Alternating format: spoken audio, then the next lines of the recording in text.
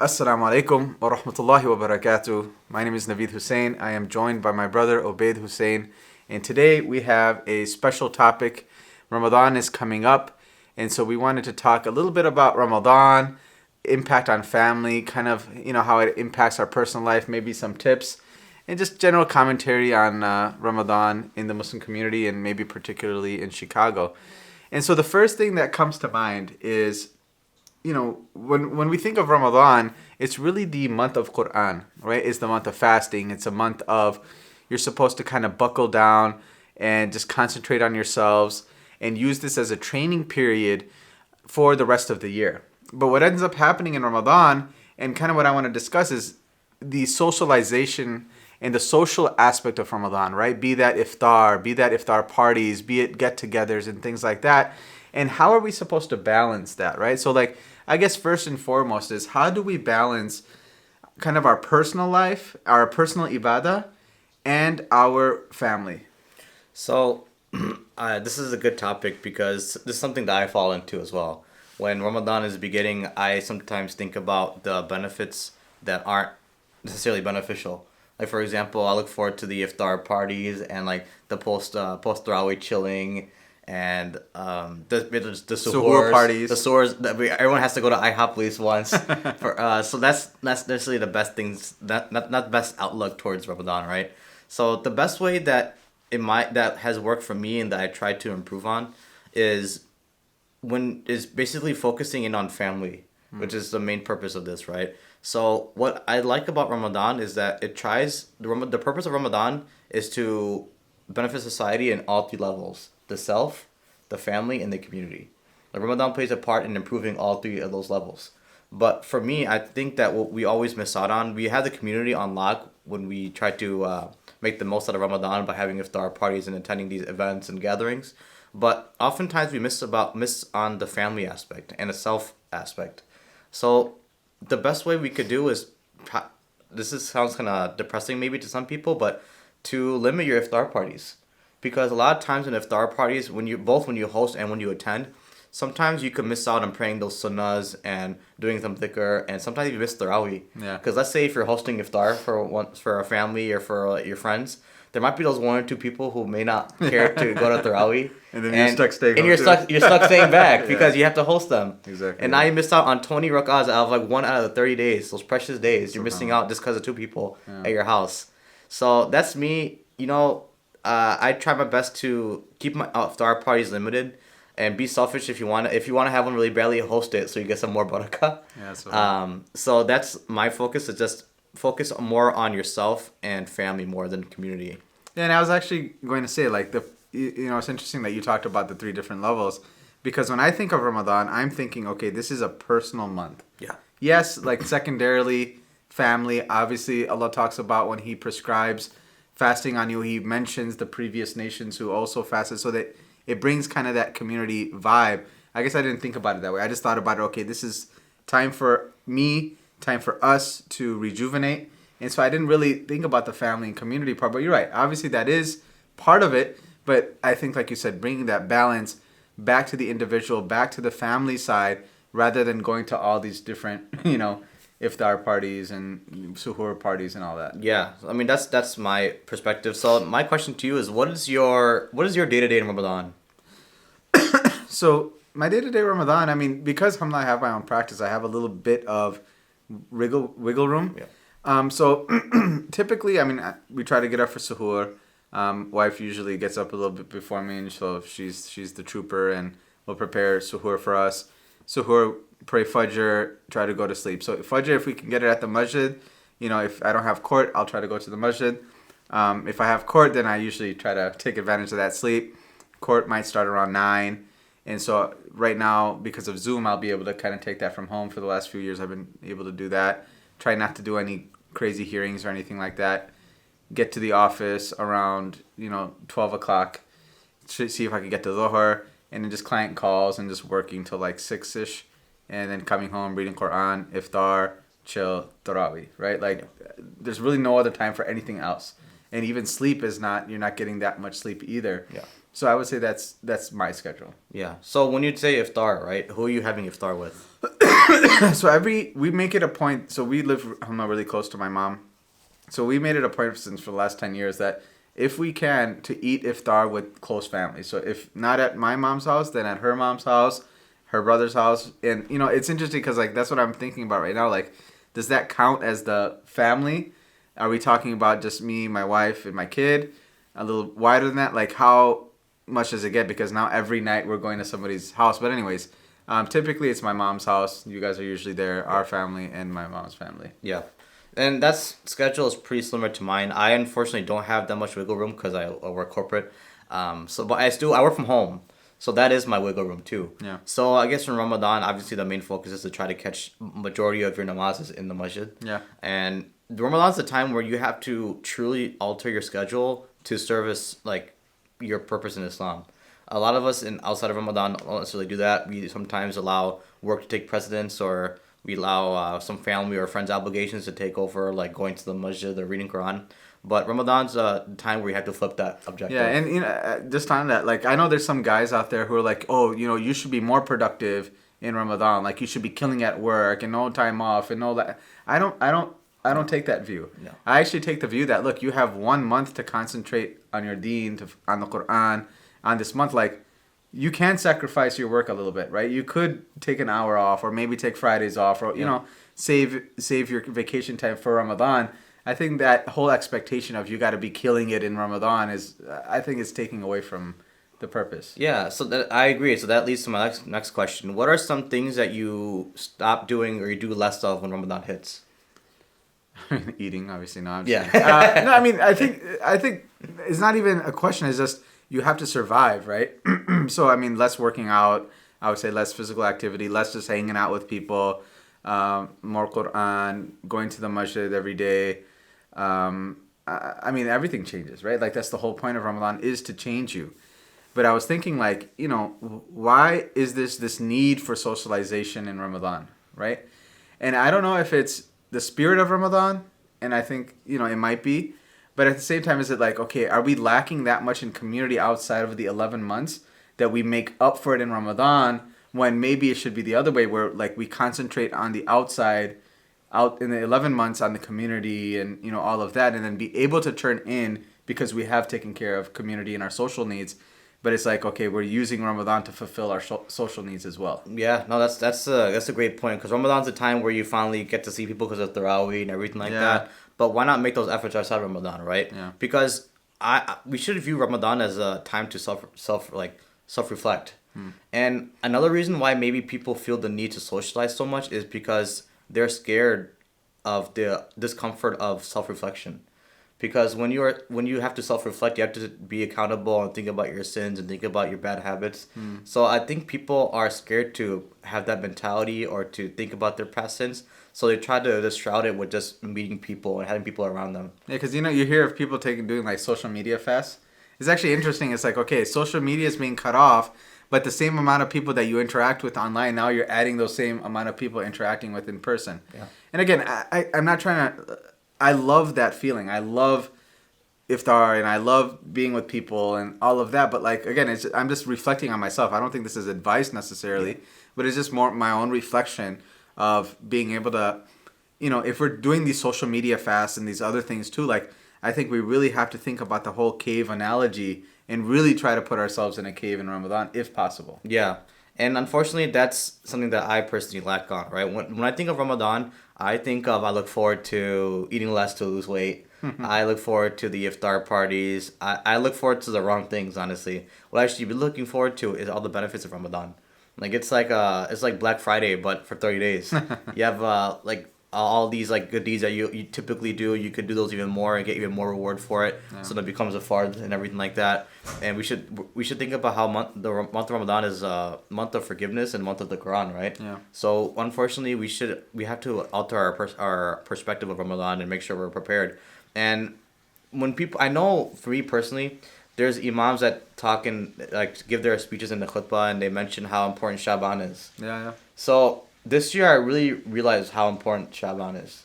Because when you think of Shaban, and they recommend that you fast, they recommend that you attend the masjid and everything like that, people kind of blow it off, like Ramadan's coming, I'll do it, all that. Yeah. but you really have to gear yourself up to get yourself ready for Ramadan. And Shaban is a perfect month to do so, obviously, right? Because it's a month before. Yeah. So we still have time. Obviously, we have basically next weekend, right? Yeah, inshallah. So my advice for everyone is just take advantage of Shaban now. You know, if you read 5 minutes of Quran a day, bump it up to 10 minutes, and then you'll eventually get 30 minutes a day, for example, in Ramadan. So my question to you is, what are some practical takeaways that people could implement in Ramadan coming up? I mean, practical, obviously, I think Quran is number one, right? Like making sure you fast. And then just some dose of Quran. And, Qari Noman at Islamic Foundation gave a really, really good khutbah that each person has their own way to connect with the Quran. For some people, it's about reciting, so they want to do a khatam. For others, it's about contemplating. So their connection to the Quran is contemplation. For others, it's like, you know what, I can't even read. Let me listen to the Quran. So maybe Tarawih, right? So like, there's different ways that different people interact with the Quran, and I think that's really what it comes down to is some way interact with it. Yeah. You know? But I understand what you're saying there, but I truly feel that the only way people could have their hearts be touched is the recitation of the Quran and just flowing with it. Yeah, but here's the thing, man. Like, a lot of people don't know how to read it. And a lot of people don't flow with the Quran when they're reciting, and it actually becomes stressful. Yeah, so maybe one thing that you could do to counter that is maybe focus on like one surah, and then while you're reading a surah, try read the translation side by side by it, right? Yeah. Because that is one that's obviously one way you're engaging with the Quran, right? And the recitation. Oh, and listening, of course. And listening as well. Yeah. People who are a bit better recitations out there on YouTube that you could always follow along with. Anything else besides Quran? Is there maybe some type of dhikr you recommend people doing on a day-to-day basis? Any like tahajjud tips that you have in mind for anyone? So, I mean, from extra beyond Quran, I mean, I do have like, something I try to do on a daily basis. In the morning, 100 istighfar, 100 salawat. In the evening, 100 istighfar, 100 salawat. So try to maintain that or bump that up. Maybe some type of like muraqabah or just kind of, sitting still. Charity every day. I used to actually have like this habit checklist for Ramadan. And so I would like check off if I went to the masjid that day, if I went to Fajr or Dhuhr, did I pray in Jama'at, did I do this dhikr, did I do a juz, did I do, what did I do, and I would check it off. Yeah. And at the end of the month, it's like, okay, I was able to kind of assess myself. So, that might be something, actually keeping a checklist or a habit checklist. No, I like that. So what I like to do too is think about your day-to-day schedule, right? Monday through Friday, Saturday, Sunday, okay? Maybe think about how often you drive, how often you're at home, how often you have some free time, right? Everyone has like their day-to-day schedule. So let's say, for example, you are commuting to work in the morning and evenings, right? Yeah. Instead of you typically listening to music or listening to a podcast, use this time in Ramadan to switch that and then use that time for dhikr, for example. Yeah, absolutely. Right? Because you're not wasting time. You're going to work, right? So whatever pockets you have of free time, take advantage of it. So for car rides, again, like listen to the Quran or do some dhikr while you're driving to work and back, right? If you have time at home and typically at 6 p.m. your wife and your kids get to do something on their own, use that free time to read Quran with the physical book. It hits different when you have a physical book versus using an audio book or using like PDF or something like that, right? So reevaluate your day-to-day schedule and try to just maximize your time as much as possible, because literally 30 days flies by so fast. And here's the other thing, like, we're no one to give tips about Ramadan. Like, I'm sure every scholar out there is going to give tips and stuff like that. Like, what I've been thinking about more so is, like, how like, the whole gym thing, for example, right? Like, that personal fitness thing. It's almost like, and I know you kind of touched on it, but we see so many programs of, like, okay, post-Tarawih workout programs, and like, let's get cut and let's get shredded and let's do this and let's like, I get it. Like, I get it's like a opportune time to take advantage of diet. Yeah. But like, it's almost like, what level are we putting this at? It's like we have more goals when it comes to our fitness than we do our taqwa. And that's, I don't know how you feel about that. Yeah, I know what you're saying, because a lot of people have that number of how much weight they want to lose at Ramadan. Yeah. Like, my goal is to hit 5, like lose 5 pounds, 10 pounds. Why not try to quantify your goals when it comes to like dhikr or going to the masjid every day, right? Using that same aspect of us trying to quantify our goals when it comes to fitness. Yeah. Use that same method when it comes to getting better with Islam. Like, I don't think you need, like, it's almost like it's gonna happen anyways. If you have a proper Ramadan where you're not like indulging after Tarawih, you're fasting, you're gonna intermittent fasting anyways. Like, I don't see how you can't lose weight, you know, and that's gonna be a side effect instead of making that an intention. Yeah. I don't know. I think people aren't gonna agree with me, but I feel like that's a side effect anyways. Yeah. You know, rather than that being a primary driver. Yeah. So basically, what I came up with is basically become antisocial during Ramadan, and to worry less about fitness. And focus on other priorities, right? Absolutely, absolutely. And the other thing that's I've been thinking about is kind of the commercialization of Ramadan, right? Yeah. So in a sense, like now it's all about like decoration, right?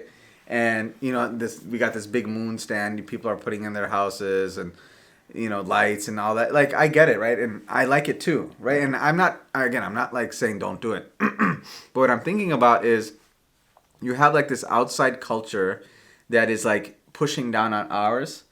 And it's like, okay, in a generation, 2 generations, 3 generations, like, is this going to become like Christmas? You know, like, you even have like lamb decorations for Eid al-Adha. Yeah. You know, like, are we going to, you know, like, we talk about reindeer, like, we're going to have a lamb. You know what I mean? And I get it. There's symbols and things like that. But at the same time, when we were growing up, like, what was so fun was just fasting and just going to the masjid. And that inner accomplishment. It's like we have to, like, display everything on the outside of our happiness and our celebration. And we forget how to celebrate and feel that in our hearts. So the one example I think of when you mentioned all this was, like, people who are the ones on Instagram and they're on their Instagram live or like Snapchatting all the things that they're doing that day. Yeah. Those are people who are having the least amount of fun because they're worrying about putting their stuff on Instagram live and being on Snapchat. Yep. So it's similar than what we're doing now with Ramadan, right? The fact that we're putting decorations up and getting ready for these things. Yeah. It's like a display. Yeah. And like people are getting excited the wrong way for Ramadan. Yeah, subhanAllah. I mean, again, I don't know if I'm hating on it, right? But I'm just thinking it through, like, again, if people are happy about Ramadan, excited about Ramadan, everybody's excited about Ramadan, and I get it. There's different aspects to be excited about, but when you look at, you know, لَعَلَّكُمْ تَتَّقُونَ, like, where is that? Yeah. You know? Yeah. But I in defense of those people that do it, a lot of them have kids. Yeah, I mean, I do too. I mean, we have like a moon thing. Right. Whatever, so, like, for kids too, you don't, like, it's hard to entice them because we're going to have to fast. See, but that's the exact point that I'm making is that we didn't need to be enticed with lights and glamour. We were enticed just by the fact of, our parents were waking up before. They're like, okay, we have to go too. Or whatever whatever the circumstances are. We go to the mosque every day or we go to the masjid every day. Yeah. You know, like, that was what's exciting. Maybe what we could do to resolve that is maybe just focus on the day of Eid itself. To do those things. If you have a fix and a craving to decorate your house and to have nice displays, just wait for the last day of Ramadan or wait for Eid to do that. Right? Ramadan, you should be focusing on something else. I don't know. Yeah, exactly. That's how I feel too. That's how I feel too. And I get it. Like, our kids. Oh, we have to compete with Christmas. But that's my point exactly. Like, you're competing with the external rather than competing with the internal. The internal state is what makes Ramadan so beautiful. Yeah. You know? One thing I want to ask about is, maybe we could save it for a different topic, but like Eid trees.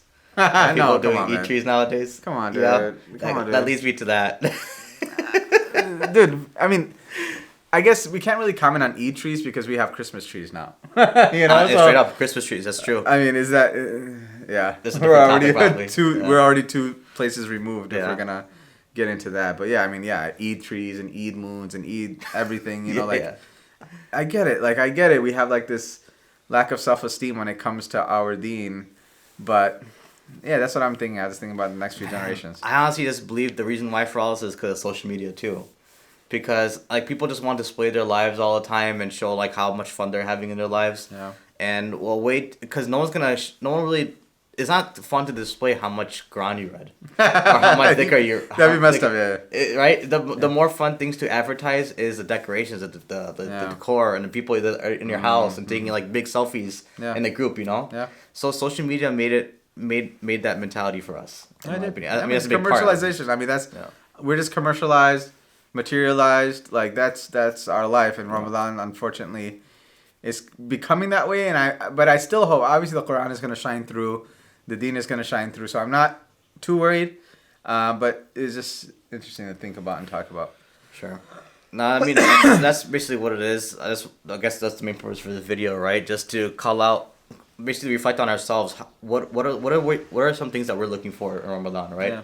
If you're looking excited for the things that I mentioned earlier about what I typically get excited for, which is like to lose weight and have the decor, then you really have to reflect again and think about the benefits of Ramadan again, right?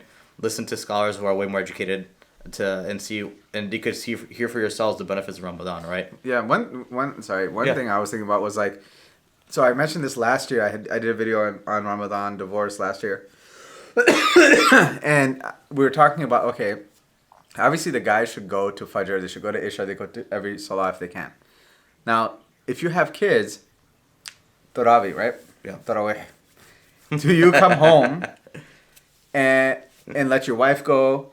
Do you switch off? You know, how does that work, or what would you recommend? I know my position. Nah, I want to hear yours because I don't have kids, so like me and my wife could go easily on our own, right? So I think about that often, like how are we gonna balance this? Yeah. So the way that I like to do it is that I make sure to pray Isha at the masjid. Okay. Okay, and then I will, depending on how often, I'll come home, and that actually allows me to do my own juz, my own recitation at home as well. You mean in namaz or like in Tarawih, yeah. Okay. So then my wife can go. Yeah. She can go, or we can just pray together. And so like we're making that more our own thing. We make sure we still pray 20, whether that 20 is us two praying, whether that's me praying by myself, whether that's praying at Darussalam or whatever masjid we're close to. Like that 20 is gonna get done inshallah, but I'm a little bit more flexible now as to where I'm getting that done. Okay, so 20 is inexcusable, non-negotiable. I mean, that's just my own goal. Okay, yeah, I'm That's saying my for you. goal, yeah. So you and your wife are going to pray 20 no matter how many kids you guys have. Inshallah. It is the better of either if it's in the masjid or at home. Exactly. Okay. Masjid at home, small jamaat, big jamaat. But the thing is, since as men it's obligatory upon us to attend the masjid for salah, right? For fard. For fard. Yeah. So that's the reason why you go to Isha and then Yeah, your wife yeah, stays yeah. back and then Yeah. she switches for Tarawih. Yeah. Okay. Or like I'll just stay, depending on, it's not like all the time. Yeah. It just depends. Okay. That's the intention? Yeah, that's the Okay. intention. Like Fajr, Isha should be at the masjid if possible. And then if even like that's the other thing, like you're praying like 2 hours at the masjid, which is beautiful. But if you prayed Isha at the masjid, you came home and let's say you knew a juz or two. Yeah.